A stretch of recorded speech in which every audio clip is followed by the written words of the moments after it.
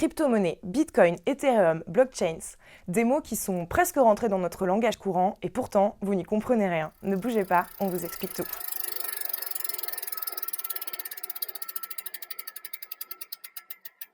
La première fois qu'on parle de crypto-monnaie, c'est dans les années 80. L'idée, c'est de créer une nouvelle monnaie intraçable et surtout qui ne soit pas régulée par les instances traditionnelles, à savoir les banques. Pendant 30 ans, des essais sont faits, mais aucun n'est réellement satisfaisant. Et puis, le 31 octobre 2008, Satoshi Nakamoto publie le livre blanc qui pose les bases du Bitcoin et surtout de la blockchain. L'histoire est en marche. La blockchain, c'est une base de données qui stocke et transmet des informations, le tout de façon simultanée avec tous ses utilisateurs.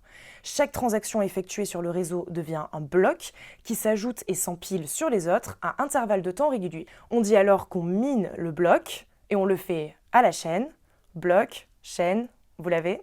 Le 3 janvier 2009, Satoshi Nakamoto mine le premier bloc du réseau Bitcoin. Il est composé de 50 bitcoins et est désormais appelé le bloc de la Genèse. 6 mois après, un bitcoin ne valait que 14 centimes de dollars. Le 9 novembre 2021, il atteint sa valeur maximale, 68 600 dollars. La blockchain est donc la technologie qui permet de créer une crypto-monnaie.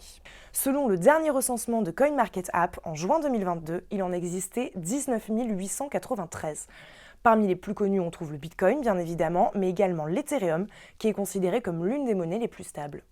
Ce qu'il faut comprendre, c'est que les crypto-monnaies fonctionnent un peu comme la bourse, en moins régulées et en plus volatiles. C'est-à-dire que leur valeur peut changer drastiquement en quelques minutes.